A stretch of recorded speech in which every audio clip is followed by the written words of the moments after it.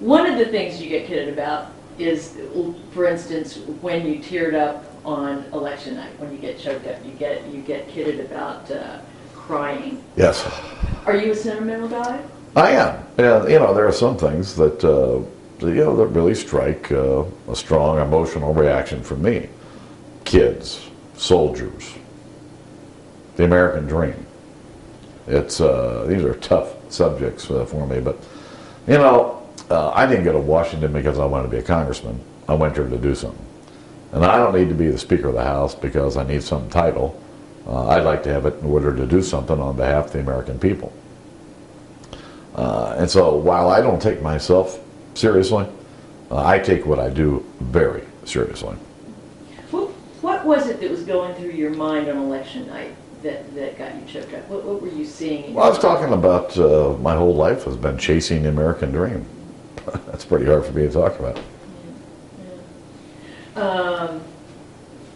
When you're, are there times when you're dealing with issues when you, are some issues personal for you? Do you remember your father?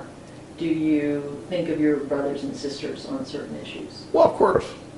But it's mostly the lessons I learned from my parents and my family growing up. That, you know, they're kind of a bedrock of who you are and how you deal with people. You know, listen, I get along with everybody. I have as many friends on the Democrat side as I have on the Republican side. And while we may disagree, it doesn't mean we have to be disagreeable.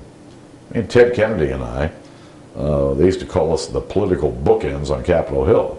And we had nothing in common. But we were actually very close friends, good friends, and did an awful lot of things together. He didn't violate his principles. I didn't violate mine. But we searched for enough common ground to be able to move the ball down the field. What's the secret of your success with getting along with all kinds of people? Just be yourself. Be open, honest, straightforward. They all know me. You know, what you see is what you get. And I'm the same guy I've been my whole life. Open, upfront, honest, you know, call a spade a spade. Just say it the way it is.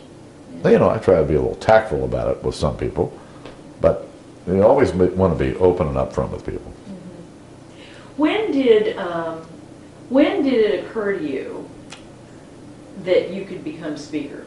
Because I'm guessing you don't walk into Congress thinking someday I'm going to be Speaker of the House. No, but in 1992, there was an open Senate seat in Ohio, and there was some suggestion that I run for it.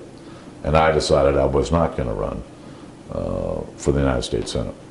And it was shortly after that, my staff said, all right, well, what are you going to do? I said, well, the rest of my political career, for short or long as it may be, is going to be in the House. All right, well, then what's the goal? I said, well, you know, if you're not going to shoot for the top, why be here? So I decided in probably 1993 that my goal was to be the Speaker of the House. Now, there were a lot of setbacks along the way, a few stumbles, but I always thought that I had a shot to get there, and that's basically what drove me. And now here you are. Yeah. Have you looked back at, say, Nicholas Longworth's career? I am. I am. I'm a big reader of history, big reader of biographies, and while there's not much written about Nicholas Longworth, I know as much as there is to know about him.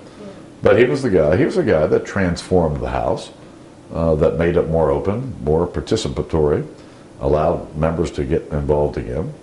And it's kind of interesting that we're back at the same place. Yeah. So is that what your goal is? Well, I think that the legislative process in the House has been gerrymandered to the point where, you know, about 5 people decide what the beginning and end of a bill are going to look like. And there's 430 of us standing on the sidelines, and all we do is vote.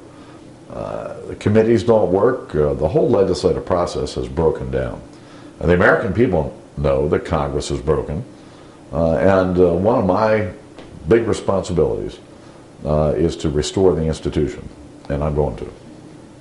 What is it about growing up in the tri-state, in Ohio, in Reading, that you take with you to Congress? It's Midwestern roots. You know, we're about the easiest people in the world to get along with. We smile them. We talk to people when we walk down the street. You don't see that in Washington or New York or a lot of other places. But it's just solid Midwestern values. Is it important that you have continued to live here as opposed to move to Washington? I think that's really helped. You know, one of the things that I have to work on is staying grounded and being who I am. I'm very comfortable being me. I don't want to be anybody else. I've got along pretty well in life just being me. But, you know, being out of Washington virtually every weekend is really important. And if I'm not here, I'll be somewhere around the country helping one of my colleagues or doing something for the party. But spending time with real people.